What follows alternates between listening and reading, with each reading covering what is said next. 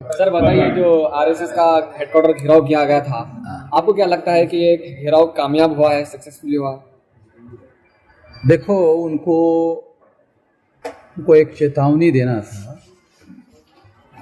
कि आप लोग संविधान के विरोध में काम कर रहे हो, तो इसको बर्दाश्त नहीं किया जाएगा। तो हेडक्वार्टर को छोड़कर भाग जाना क्या इस बात का सबूत नहीं कि जो चेतावनी देने का हमारा मकसद था वो पूरा हो गया? मारकाट तो करना नहीं था। हम लोगों को एक उनको मैसेज देना था कि तुम जो संविधान के विरोध में काम कर रहे हो वो तुम्हारी बदमाशी हमें समझ में आ गई है और हम ये बर्दाश्त करने वाले नहीं है। ये अभी तो चेतावनी दे के छोड़ रहे, आगे क्या करने वाला है? आगे तो 2030 तक तैयारी कर रहे। हमारे आज़ादी की हम लोग तैयारी कर रहे हैं, गुलाम बना के रखने नहीं लेकिन देंगे। आपको क्या लगता है, आप गुलाम हैं? आज़ादी की तैयारी जो कर रहे हैं आप? वामन मेश्राम को तो गुलाम बना के रखना संभव नहीं है ना। मगर वामन मेश्राम का मतलब ये थोड़ी है कि सारी प्रजा, मेरी जो प्रजा है, मेरे जो एमएलए है, मेरे जाति बिरादरी के जो एमएलए है, एमपी है, उनको पार्लियामेंट में बोलने नहीं दिया था भाई। SC ST के 131 मेंबर पार्लियामेंट है, उनको पार्लियामेंट में बोलने नहीं दिया जाता। बोलने की आजादी ना होना गुलामी का सबूत है। अरे आम आदमी की तो दूर की बात है, इलेक्टेड एमएलए और एमपी को बोलने नहीं दिया जाता। 131 member parliament schedule caste schedule type के हर 5 साल में चुनकर जाते हैं और 1000 से ज्यादा एमएलए जो है रिजर्व सीट पर विधानसभा में चुनकर जाते हैं।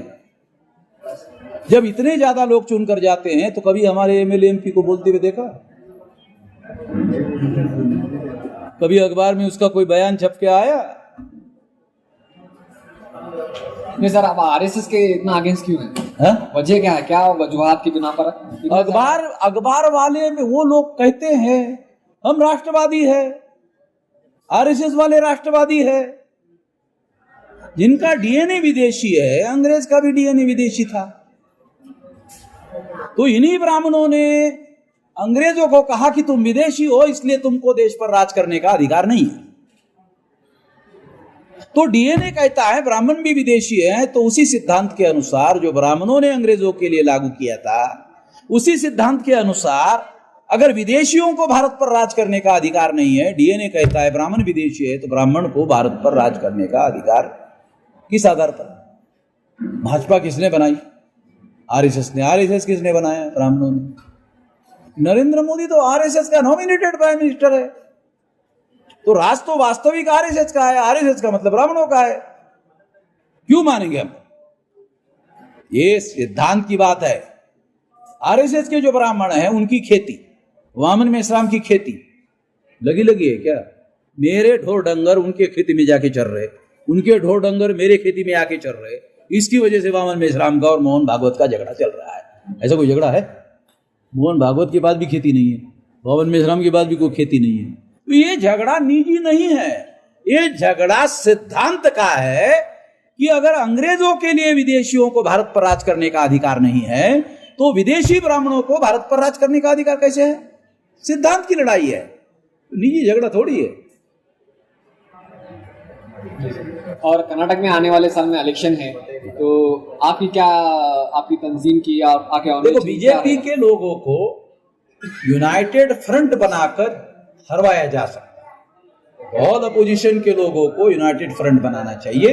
यूनाइटेड फ्रंट बनाने वाले लोगों को मेरी मदद चाहिए, तो मैं मदद देने के तैयार हूं।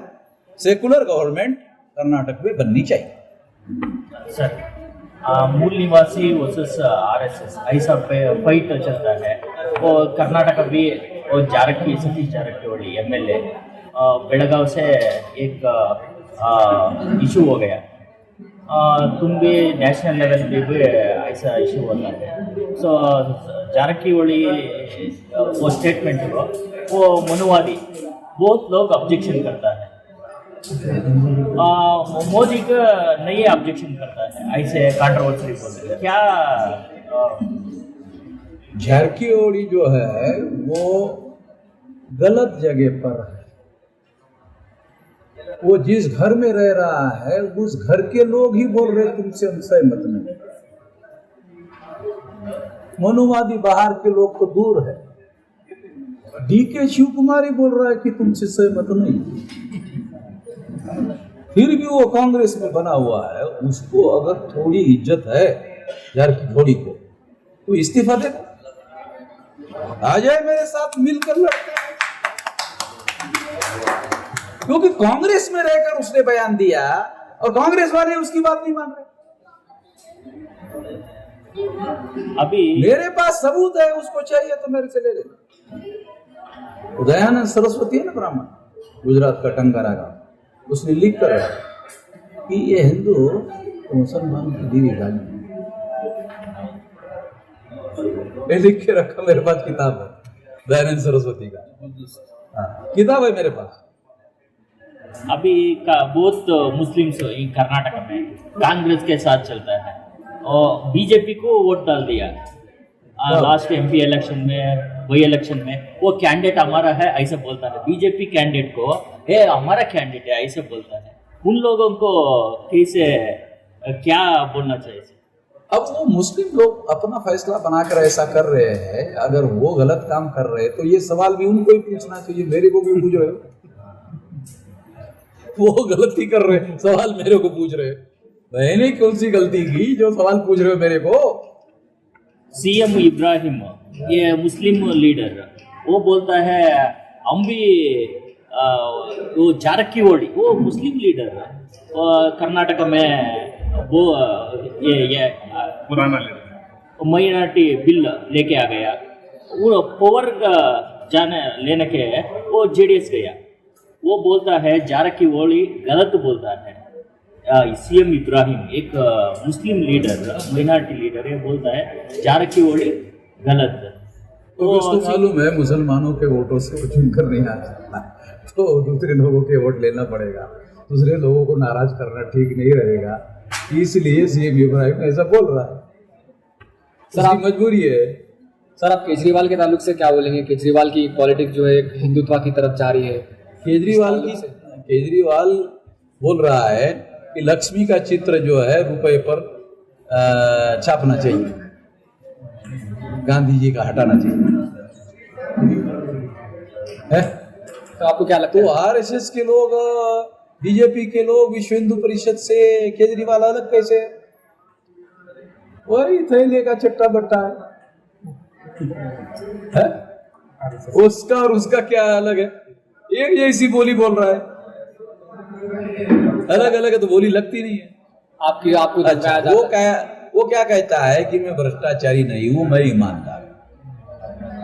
केवल ईमानदार होने से थोड़ी देश चलेगा। आइडियोलॉजिकल पॉलिसी चाहिए, एक आइडियोलॉजी चाहिए, एक पॉलिसी चाहिए। जहां तक आइडियोलॉजी और पॉलिसी का सवाल है, बीजेपी से उसकी आइडियोलॉजी अलग कैसे है? हमें तो नहीं लगता उसकी आइडियोलॉजी बीजेपी आरएसएस से अलग है।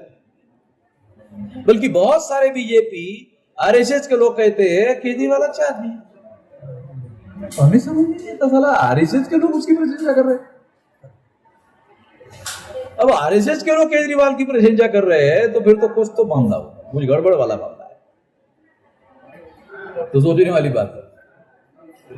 आपको भी नहीं मैं आरएसएस वाला हूँ को बोले तेरे साथ पहले तो था ही एंटी रिजर्वेशन आंदोलन दिल्ली में, यूथ फॉर इक्वेलिटी वाला आंदोलन केजरीवाल ने तो शुरू किया था, और रिजर्वेशन विरोधी आंदोलन था, पता है?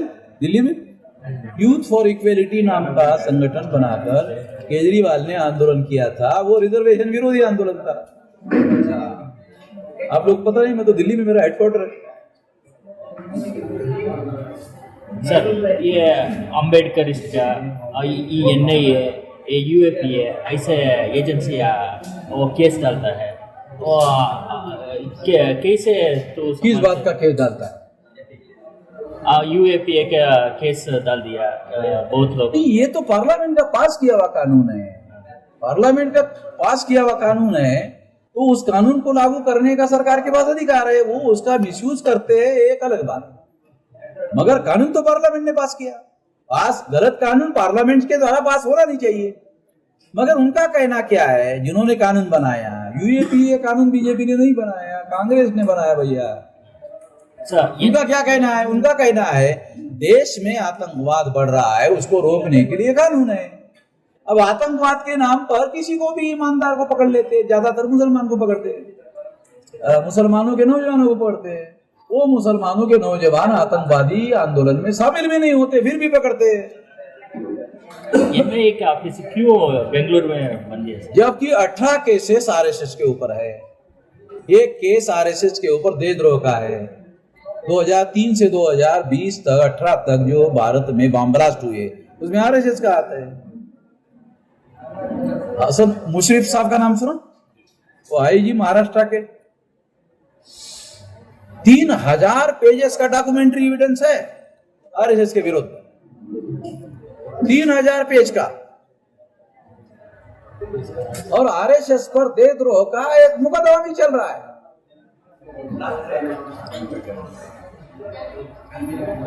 सर आजकल बुद्धिस्ट में ओबीसी के लोग बुद्धिस्ट में बहुत ज्यादा कन्वर्ट हो रहे हैं और आरएसएस परेशान मुझे तो नहीं दिखाई दे रहा है। उनके बाप दादा का, ओबीसी के बाप दादा का धर्म ही बुद्धिस्ट था। ये बुद्धा की जाति क्या है? शाक्य। शाक्य कौन सी जाति? मंडल कमीजन में ओबीसी। उनके बाप दादा का ये धर्म था। अब उनको मालूम आज हो रहा है तो अब उन्हें कहा मेरे बाप दादा का धर्म था, उसमें जा रहे, अभी मालूम हो रहा उनको। सर जिस तरह की बातें आप बता रहे हैं, ग्राउंड लेवल पर उसके खिलाफ काम करने के लिए कोई आगे बढ़ता नहीं है। जैसे ही कोई आवाज उठती है तो या तो उसे अरेस्ट कर लिया जाता है या उसी तरह पूरी तरह उसे खत्म कर दिया जाता है। क्या सोल्यूशन होना चाहिए? मुसलमान जमीनी लेवल पर काम करेगा तो उसको अरेस्ट नहीं करेंगे, और कर रहे हैं। SC ST OBC इस देश की मूल समस्या है। इनका इस्तेमाल करते आरएसएस के। अगर इनको जगाया जाए, इनको जोड़ा जाए, इनका संगठित शक्ति निर्माण किया जाए तो इनका इस्तेमाल ही आरएसएस के लोग कर नहीं पाएंगे मुसलमानों के खिलाफ। तो इनके जगने से मुसलमानों की समस्या का समाधान हो जाएगा। नहीं, इनका ही तो इस्तेमाल होता है। कोई ब्राह्मण मुसलमान के घर पर चढ़ के आता है? सुना आपने कभी? किसी ब्राह्मण ने मुसलमान के घर पर जाके पत्थर मारा, सुना कभी? किसी फसाद में ब्राह्मण मरा, सुना कभी? क्यों? वो दिमाग चलाते, प्लान बनाते घर पे बैठे बैठे। SC ST OBC को मुसलमानों के विरोध में भड़काते हैं। तो समस्या तो SC ST OBC की है, इनको जगाने की, इनको जोड़ने की जरूरत है। ये बददिमाग लोग हैं 2000 साल के। लेकिन बताया जाता है कि ब्राह्मण लोगों को फॉरवर्ड करने के लिए, आगे बढ़ाने के लिए आरएसएस की बुनियाद डाली गई। लेकिन देखा जाता है कि पीएम ब्राह्मणिज्म से नहीं है, होम मिनिस्ट्री उसके लेवल पे नहीं है। तो क्या प्लान होगा? ये तो रिमोट कंट्रोल से चलाते हैं ना। सामने देखो होता क्या है कि जो अनपढ़ लोग थे, अनपढ़ लोग होते हैं वो आंखों से काम लेते हैं, बुद्धिमान लोग दिमाग से काम लेते हैं। तो हिंदुस्तान की तो गद्दी जो पर अनपढ़ बैठने लोगों के पास दिमाग नहीं होता है, आंखें होती है। तो आंखों से कहते अरे हमारा बैकवर्ड आदमी है नरेंद्र मोदी, वो सड़ी के साले पर दिमाग देखने से ही गधे बन जाते हैं। तो अनपढ़ गवार आदमी आंखों से काम लेता है और ब्राह्मण जैसा आदमी दिमाग से काम लेता है। क्यों? पढ़ा लिखा है, 2000 साल से पढ़ रहा है। ये 2000 साल से आपकी भाषा में जाहिल बना के रखा हुआ है। अनपढ़ गवार साला बहुत छोटा शब्द है। आप लोगों का शब्द है ना जाहिल। जाहिल बढ़िया शब्द है, जाहिल बना के रखा हुआ है। नहीं, ये जो बातें कही जा रही है इन ग्राउंड लेवल पे उठाने वाला नहीं है, और जैसे ही कोई आवाज उठती है दबा दिया जाता है। सोल्यूशन क्या होगा उसका? हम लोग उठा रहे हैं। 3.5 लाख लोग नागपुर में लोग आए आकाश से टपके, क्या जमीन से ही तो आके चले गए वहां। ये 567 जिलों से लोग वहां आए, वो जिलों में काम कर रहे तब तो आए थे। एक बार तो हमारा पब्लिसिटी में कोई अखबार खबर नहीं छापता। क्यों? भारत में जितने चैन अखबार है सारे ब्राह्मण बनिया चला रहे, जो आरएसएस के समर्थक है। ब्राह्मण पत्रकार है, बनिया मालिक है। वामन मेश्राम की खबर ही आउट, ये तो नागपुर के आंदोलन को मजबूर होकर 14 चैनल के लोगों ने दिखाया। जब मैंने वहां ठोकने के लिए गया ना हेडक्वार्टर पर, तब उनको लगा साले खबर तो देना पड़ेगा भाई, नहीं तो उनके ही लोग अनजाने में रहेंगे, इधर ठोक लेगा वामन मेश्राम, बताना पड़ेगा कि वामन मेश्राम ठोकने के लिए आया।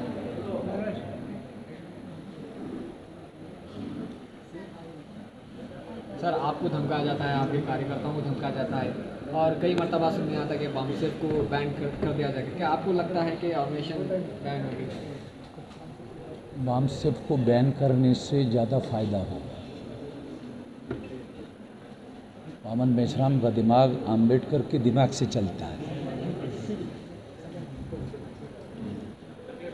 पीएफआई थोड़ी है बामसेफ, है बामसेफ पीएफआई नहीं है। क्यों? क्योंकि बामसेफ मुसलमानों का संगठन नहीं है। जिन लोगों के भरोसे पर बीजेपी दिल्ली में आती है ना, उन्हीं लोगों का संगठन है। अगर वो लोग जाग गए तो उनको ही ठिकाने लगा सकते हैं। तो इसका सबूत है 3-3.5 लाख लोग नागपुर में गए। आकाश से आए क्या? वही तो लोग हैं। यही तो SC ST OBC के लोगों ने दिल्ली में पहुंचाया बीजेपी को। इनके ही विरोध में फतवा दे देंगे तो बंदोबस्त गांव में कौन करेंगे? यही तो लोग करेंगे। अरे एक गांव में एक ब्राह्मण का घर होता है मौलाना। पता है, मैं तो गांव देहात का आदमी हूं ना। एक गांव में एक ही घर होता है, रहेगा हमारी मर्जी पे, साले हमारा पैसे से तो चलता है उसका घर। SC ST OBC का धर्म कार्य करता है तो ब्राह्मण का चूल्हा जलता है। तो नागपुर में जो तहरीक उठी थी आपकी, क्या इसे आगे बढ़ाएंगे, कैसे करेंगे? अभी समझा है नहीं कि ये 6 लाख गाँव में 2030 तक पहुंच जाएगा। ये हमारा संकल्प है। क्या है सर फ्यूचर प्लान? हाँ? ये संकल्प है कि 2030 तक 6 लाख गांव का संगठन बन जाएगा। और कैसे बनेगा? मुसलमान साथ दे तो भी बनेगा, नहीं साथ दे तो भी बनेगा। क्योंकि मूल संगठन बनाना है SC ST OBC का। ये इनको गधा बनाया हुआ है।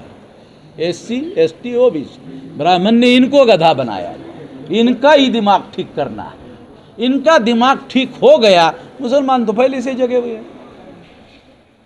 मुसलमान तो पॉलिटिकली कॉन्शियस लोग हैं। मुसलमानों को जगाने की जरूरत नहीं, वो जगे हुए ही है। समस्या SC ST OBC के जाहिल होने की है, इनको जगाने का मामला है।